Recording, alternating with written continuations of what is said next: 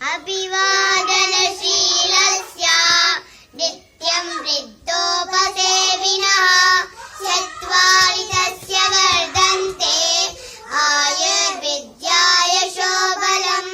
పెద్దలకు పాదాభివందనము చేయడం వలన మరియు వృద్ధులకు సేవ చేయడం వలన 4 వరములు లభించును.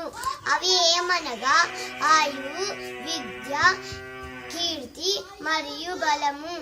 లాలయేత్ పంచవర్షాణి దశవర్షాణి తాడయేత్ ప్రాప్తేతు షోడశే వర్షే పుత్రం విత్రవదాచరేత్.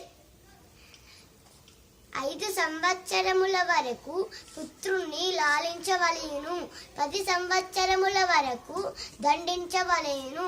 16 సంవత్సరముల వరకు పుత్రుణ్ణి మృత్యుడిగా చూడవలెను. తమేవ మాతా చ పితా త్వమేవ త్వమేవ బంధుశ్చ సఖా త్వమేవ త్వమేవ విద్యా ధనినం త్వమేవ త్వమేవ సర్వం మమ దేవ దేవ.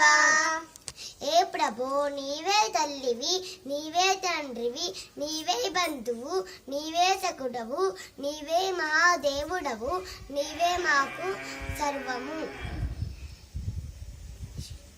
విద్యాధనం శ్రేష్టధనం తమ్మూలం వితరధనం దానేన వజ్యతే నిత్యం ప్రభారాయణనీయతే.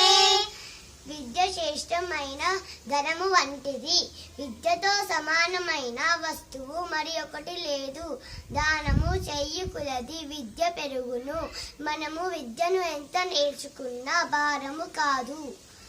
మాతా శత్రు పితా వైరీ ఏన బాలో న పాఠితః దశోపతే సభా మధ్యే హంస మధ్యే భగో యథా.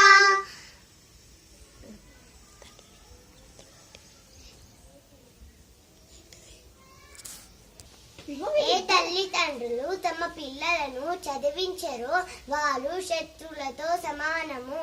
ఏ విధంగా హంసల మధ్య కొంగ శోభించదో అదే విధంగా పండితుల మధ్య మూర్ఖుడు శోభించడు.